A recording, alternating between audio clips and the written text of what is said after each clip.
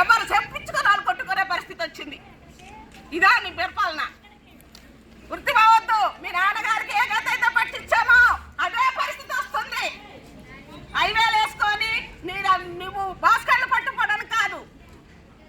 ఇక్కడ గిరిజన ఏరియా నిన్న మీరు వెళ్ళారు, ఆ ఏరియాలోనే జరిగింది. మళ్ళీ ఒక్కోసారి అది రిపీట్ అవ్వకూడదు.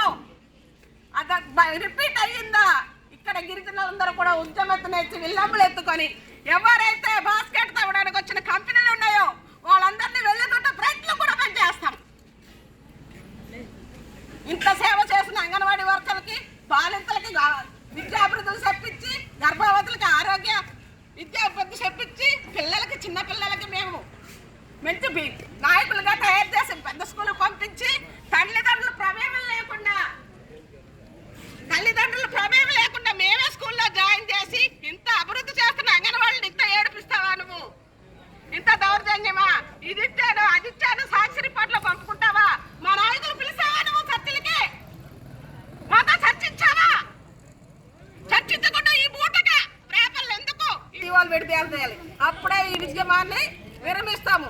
అంతవరకు విరమించుకునే పనే లేదు. ఇది ప్రభుత్వానికి హెచ్చరికగా చెప్తున్నాము.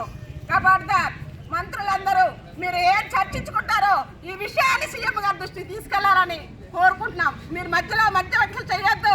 సీఎం దృష్టికి పట్టుకెళ్ళి చర్చించేందుకు సోనకంగా చర్చించి మాకు జీవాలతో సహా వచ్చినట్లయితేనే మా నాయకులతో చర్చించండి.